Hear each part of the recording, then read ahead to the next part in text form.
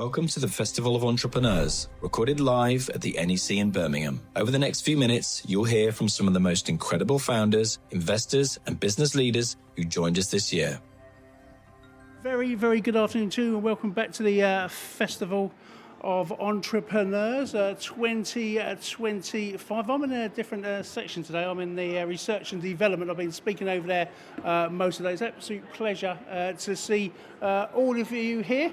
We're going to a subject that's very close to my heart, but I actually know very little about. So it's my absolute pleasure today to welcome Sheena Ramchand and Elaine Braggs. They're both advisors from RDA UK Limited, and the subject we're going to be talking about is unlocking R&D tax relief using pure maths to maximise your claim. So please all have your pens ready to take down the notes. So ladies, the stage is yours. Hi again, everyone. My name's Sheena. This is my colleague Adeline. We're from a company called RDA, and we provide specialist advice in the realm of HMRC's R&D tax credit scheme. So you're probably wondering, what is the R&D tax credit scheme? So the scheme is designed for UK companies operating in science or technology, and it gives them the chance to either reduce their tax liability, their corporation tax, or to recover taxes from the government in light of their R&D. At its core, the scheme rewards businesses that are pushing the boundaries of science and technology. It rewards pioneers who are investing in future technologies, who are doing the hard work of hypothesizing new solutions, experimenting, testing, finding novel solutions to today's problems. Essentially, HMRC is doing two things with this scheme. They're sharing the risk of innovation with you, sharing the risk of financial risk, and they are incentivizing you to keep on innovating. So for anyone in here who is working in or around science or technology, you could actually be eligible for the scheme without knowing it. You could be eligible for a reduction in your corporation tax or a cash repayment from the government. So this applies regardless of the subdiscipline of science or technology that your company operates in. So this scheme has been going on successfully for many decades, but me and Adeline, we're here to talk about something relatively new that came about in the past 2 years, but which still hasn't taken off in the way that we feel it needs to. It hasn't really received the recognition that it deserves yet. So in 2023, HMRC updated the legislation and guidelines for the R&D tax credit scheme. So these guidelines, they set out what does and does not constitute R&D in the eyes of HMRC, and it therefore defines eligibility for the scheme. So what changed? In 2023, they introduced a new clause which states that pure maths, work involving maths, is now eligible for the scheme. So what that certifies is that not only can you use maths for an innovation, but you can innovate within the field of maths itself. So this has been opening the door for a whole new category of claimants. So historically, while pioneers and innovators have been claiming under the scheme for their advances, whether it's a robotics prototype or a brand new race car engine or a groundbreaking software, the actual math that underpin those advances weren't included in the claims, and they never actually got any recognition. So, despite the fact that maths makes up everything around us and goes into everything that we do, it never really receives the spotlight compared to the final product. So why is that? It's because there's nothing tangible, there's nothing concrete when it comes to visualizing maths. There's nothing that you can hold up to say, I've been working on this formula, I've cracked this mathematical problem. You have to first apply it to something else, and then you get to hold that up, but the maths that underpinned it never really gets any attention. So we call this an invisible contribution for a visible success. And historically, this has made it hard for companies to claim their maths-related work under the R&D tax credit scheme. But this is now beginning to change thanks to the introduction of the new clause. So let's talk a little bit about what pure maths is. So pure mathematics is the study of mathematical concepts for its own sake, rather than for practical application. So it's about exploring patterns, relationships, structures. It's about asking questions such as, what happens if we change this assumption? Can we find a new way of achieving that? think of it as the foundation of all science and technology, whether it's algorithms, medicine, machinery, or manufacturing. It's maths that's underpinning all of those and allows those things to come into fruition. So, maths by itself, it might not make a robotic prototype for you, but it gave you the tools and the framework that you needed in order to make that robot in the first place. So what's an example of innovating in pure maths? Something that will relate to everyone in here, something that we all use every day, secure communication. We all send emails, we all do online bank transfers, we all connect to VPNs, whether it's for personal use or for businesses. If any of you ever do any of those things, then you're sending data over the internet, and it's complex encryption that is protecting your data as you do those things. That complex encryption is underpinned by advanced algorithms, and you only get advanced algorithms by advancing mathematics first. It's the maths that comes first that enables all of those things to happen. So in short, pure maths is about discovery, it's about asking questions, it's about exploring, and it's about problem solving at the most fundamental level. And now HMRC is recognizing that such work is also deserving of support through the R&D tax credit scheme. So now my colleague Adeline, she's going to talk a little bit about the different industries and sectors where pure maths work might be happening, and some of the sectors might surprise you. Over to you, Adeline.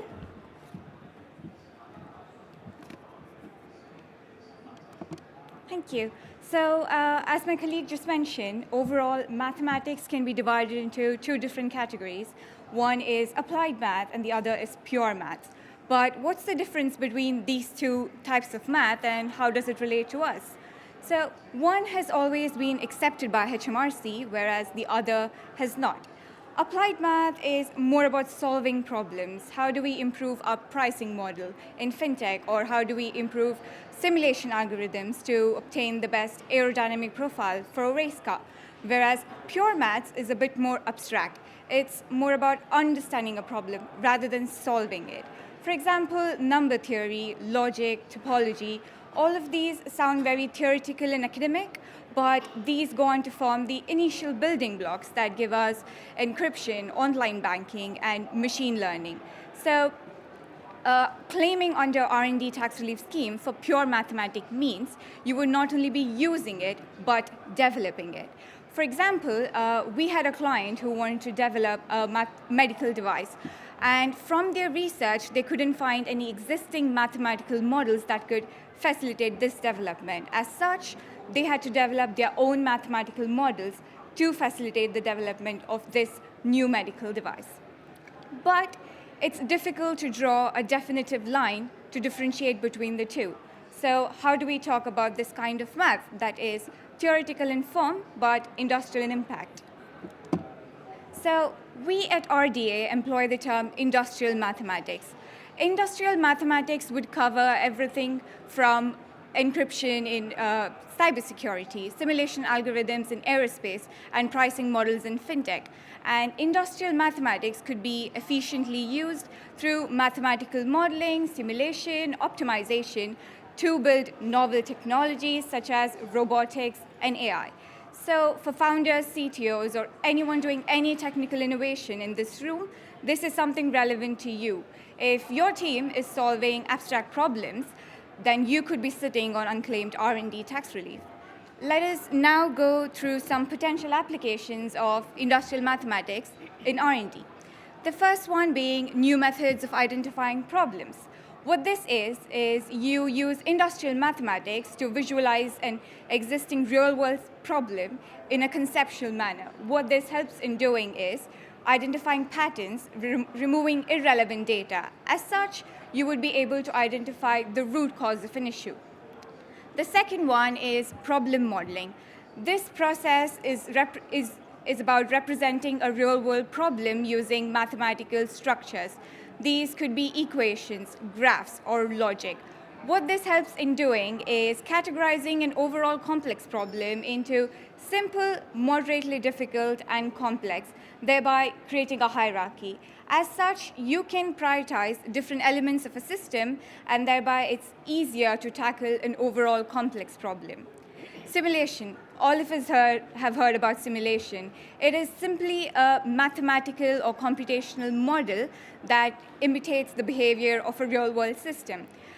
So instead of solving a problem analytically, you can use simulations to understand the behavior of any real-world system under different scenarios. And for these simulations to be effective, you need their underlying algorithms to be efficient, reliable, and robust, which can be achieved using mathematical techniques. Uncertainties. In any real-world system, be it manufacturing processes, weather forecast, or fintech, outcomes are always unpredictable. And why could this be? This is due to uncertainties. And uncertainties can arise from variances in manufacturing processes, missing or irrelevant data in weather forecast or fintech. We have existing mathematical concepts such as mean values, probabilities, or variances, which can be used alongside mathematical equations to better understand and solve complex uncertainties. The fifth one is optimization. Optimization is the process of finding the best solution within a set of alternatives. And similar to simulation, you could use algorithmic advances to solve optimization problems. And you can advance these algorithms using pure mathematical techniques. So some of you in the audience could be working in signal processing, product line optimization, or any of these fields, and could be solving abstract problems that your other industry peers wouldn't have. As such, what you could be doing through this process is potentially conducting R&D. At the outset, my colleague mentioned that R&D tax relief scheme sits in the realm of science and technology. But what among these example areas seems like it doesn't sit within science and technology? What could that be? Any answers? Anyone? Yeah, so if you hear about market research, you think social sciences rather than science and technology. But with the introduction of pure mathematics, market research can now be considered as you could be using or developing mathematical models to conduct market research. Therefore, you're potentially broadening the scope of the R&D tax relief scheme beyond science and technology. So what this informs us is that innovation in pure mathematics is now considered R&D in HMRC's point of view. So we can reverse the initial invisible contribution, visible success, to visible contribution and visible success. And we at RDA would like to help you further understand this. As such, if you're interested, please come over and have a chat with us. We are open to some questions, if we do have any questions from the audience. If you don't mind, I'll bring my mic over so the ladies can hear. Appreciate it. I have a question about computer vision and data modeling. Can that also be included in the mathematics for R&D credits? So it depends on if you would be using your existing data models to improve and advance or create an advance. But if you would be developing your own data models, because there is nothing existing in the industry that could be easily used as such, you would be broadening the field of science and technology. So if it is data modeling, it could be software or machine learning. So if you are developing your own proprietary data models to advance, then it could definitely be considered as advance in field and size. As such, even HMRC would be considering. Okay, so it can be proprietary yes, as definitely. well. Okay. Hi, can you hear me? My name's Jitendra. We've developed a AI chatbot which answers healthcare questions, not advice, questions, and gives you a technical answer, a natural remedy answer, and an Ayurvedic answer, Ayurvedic solutions answer, with drill down capability. Furthermore, we've then linked that into the chatbot for sickness reporting of the employee into the company's HR calendar or whatever. And it speaks in any native language. Okay? So with that concept and the introduction of Ayurveda and natural remedy, would you then consider, in terms of percentages, a good percentage for pure maths to be involved in that process? So This on? So that sounds like it's got potential. It would depend on the elements that you needed to bring together. So the let's call it a system. The subcomponents that you needed to bring together in order to create that AI system with the different functionalities, the different elements, the Ayurvedic, the different types of medications, and the responses that it would give.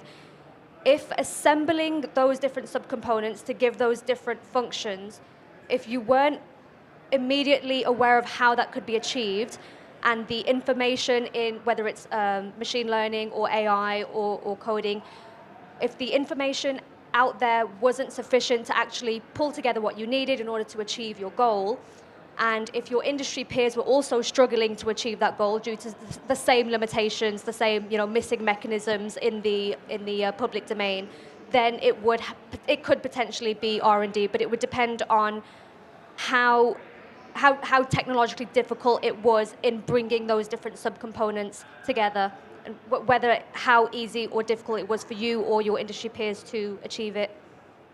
Adeline, could you add anything to that?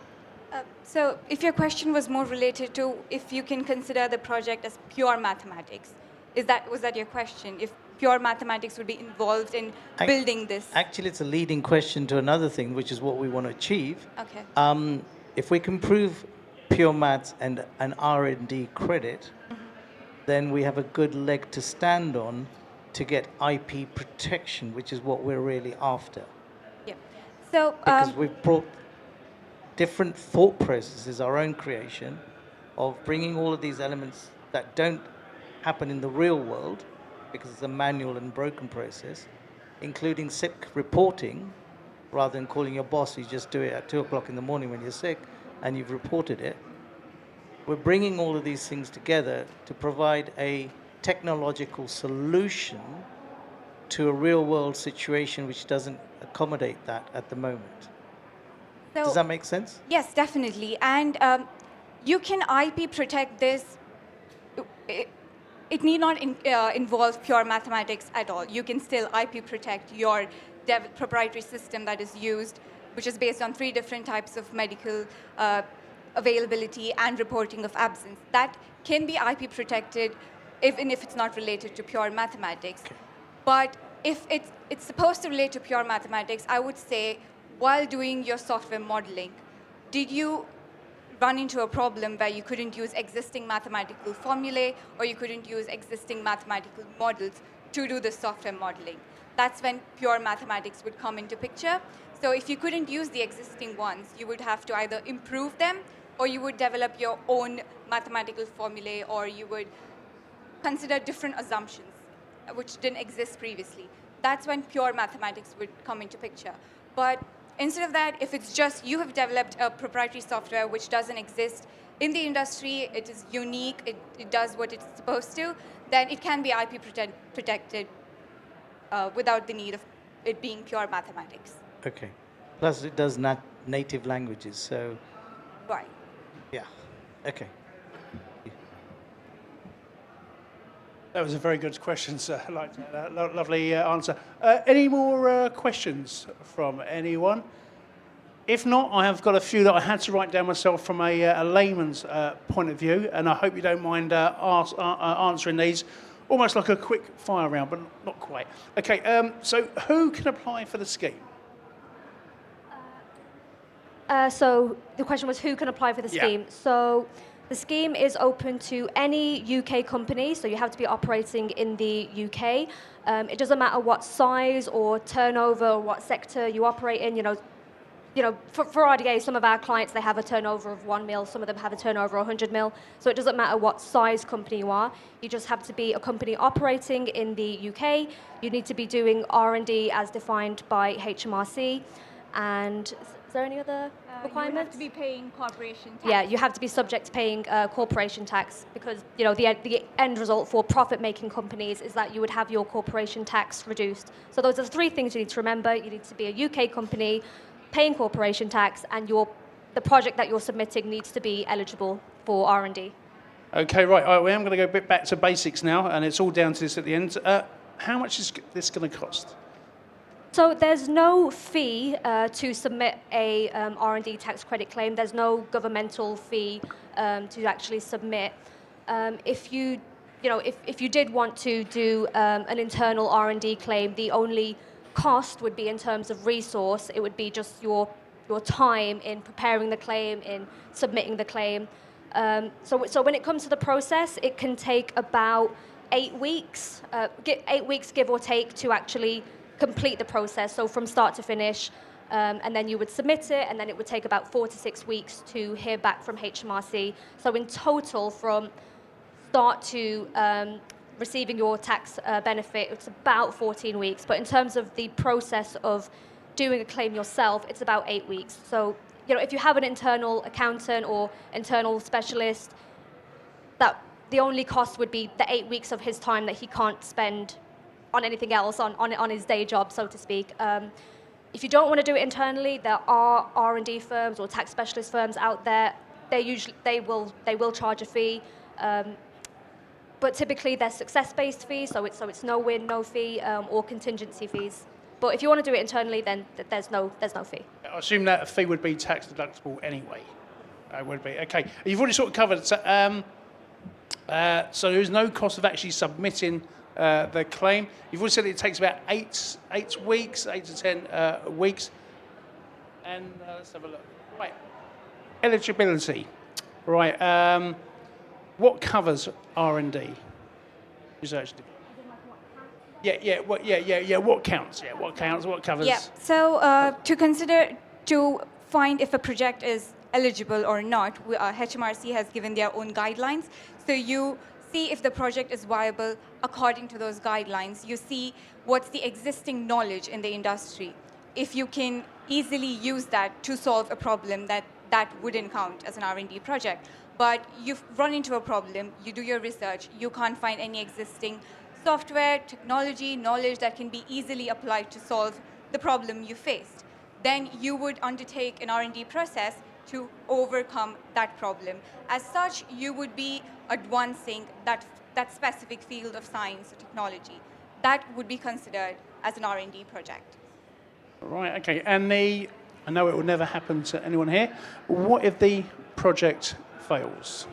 I think a failed project is a prime example of showing that there was R&D, but because you undertook a project because there was a difficulty and you failed it, clearly shows that was a very big technical difficulty. As such, you went through the process of an R&D project, you bore a financial risk without getting any returns. So HMRC will still consider them as an R&D project, even if there's a failed outcome.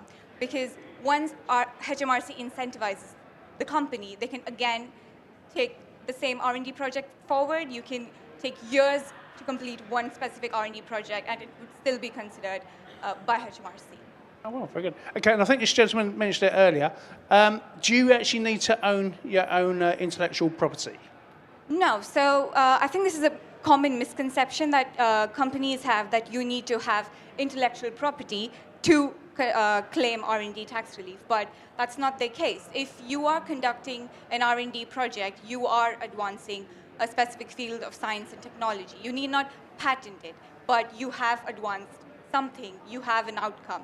So at the end of, even if you don't have an outcome, as I mentioned, if it's still a failed project, you can count that as an R&D project and claim R&D tax relief. Okay, right, and again, what the likelihood of HMRC sort of rejecting claims, or what happens if they do reject it? Does it happen often? So HMRC do reject claims from time to time. I know everyone is scared of HMRC and no one likes to talk to them, and we all want to stay out of their sight and out of their shadow. But just because HMRC rejects your claim, it's not the end of the road.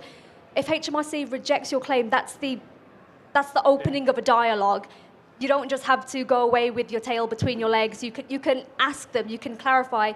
Okay, so why do you not agree with me that my project was R&D? What am I missing? What am I not showing you? What have I not given you? So maybe they need more technical detail in the technical report. Maybe they want a bit more understanding of the financial breakdown. The costs that went into your project. So if HMRC turns around and says, I don't think this is a viable claim, you can appeal, you can ask for clarification, and you can respond to them. So, it's not the end of the road. It's not HMRC shoving the door in your face. It's them opening a dialogue with you.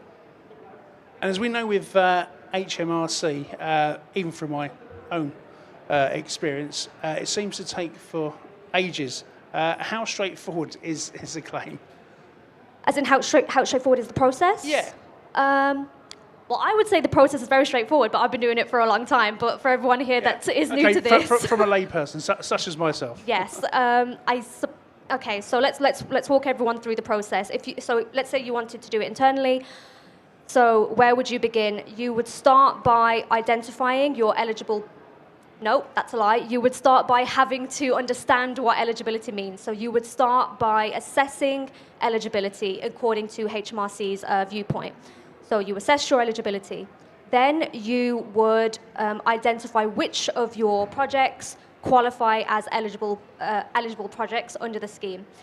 Then you would need to collate all of your technical documents, so all of your supporting info, all of your technical info per project. You would then need to collate the associated finances per project, so the costs that went into achieving each project. So these would be things like a percentage of the staff time, of the staff that worked on the project. It would be software licenses. It would be utilities, heat, light, power. It would be costs for subcontractors. There's many examples. If anyone wants any examples, just come and ask me afterwards. So you would have to understand eligibility, identify which of your projects are eligible. You would need to collate all of your technical info. You would need to collate all of your financial info, giving a financial breakdown per project. You would then need to assemble the entire claim. You would then need to submit it to HMRC. So, like I said earlier, it's a bit long-winded. It is around 8 weeks. It's straightforward, but it's arduous and time-consuming. Yeah, no surprise. But what do HMRC actually want to? What do they want to see? In terms, they want to sort of see plans.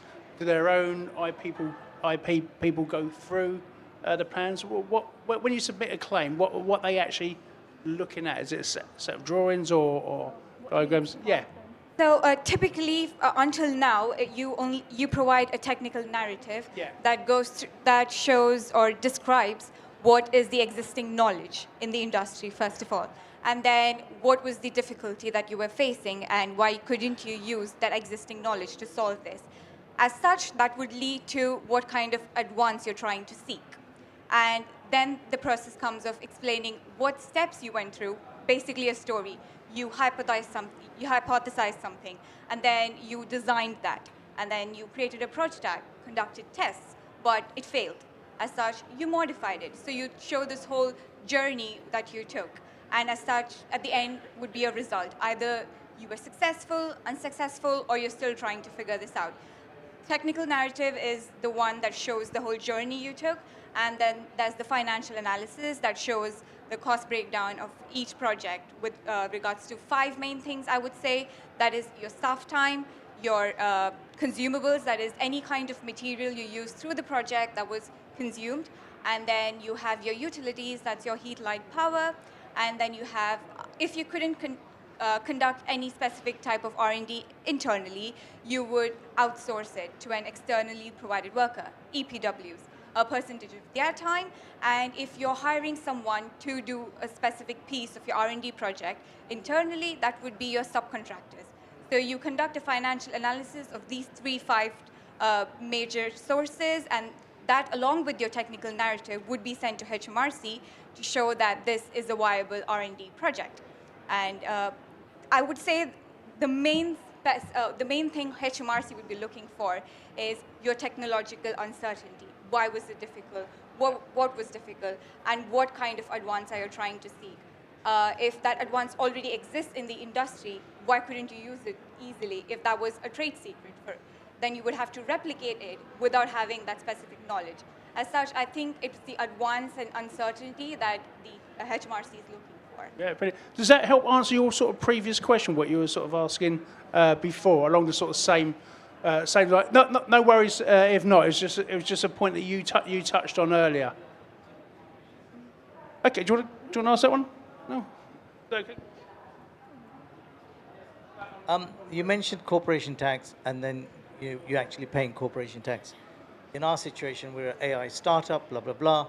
So we have a natural runway, etc. So, we won't get to a profitable stage for maybe a year, 2 years, whatever. So in our first year of filing, we'd want to secure this claim to then, be a foundation for our case for IP protection, etc., even though it can be done irrespective. So does that mean that if you are not paying corporation tax, the credits will accumulate as a carry forward for future claims against corporation tax? Yeah, I mean, if you're a company that is either profit making or loss making, you can still be considered. You can still apply for an R&D tax relief claim. Or else, if you want to hold on to your project, you have a 2-year time period. So if you filed your accounts in maybe March 2023, then you have until March 2025 to submit your project. So that would be a time period that you can hold on to your project. So the clarification I'm looking for is, if you've got a loss as a startup and you apply for the credit, do you physically get cash? Yes. Even though you're not paying corporation tax, technically? Yes. You would you would get a percentage of your... It's not a carry forward for future? Yes. Okay, no, fine. you would get a cashback. Thank you. Okay, that's good. Okay, just before we wrap up, any other questions before? I'm sure you'll take some questions afterwards once we finish the session. Yeah, lovely. Well, look, all I can say, ladies, thank you so much. You really helped me out there. Thank you very much. Thanks for watching this special episode from the Festival of Entrepreneurs. Our mission is simple: to help founders and business owners grow faster, think bigger, and take action. And if you were part of the event, thank you for joining us and being part of the community. And if you missed it, don't worry. We'll be back with even more ideas, inspiration, and opportunities to help you take your business to the next level. You can find out more and register for future events at festivalofentrepreneurs.co.uk.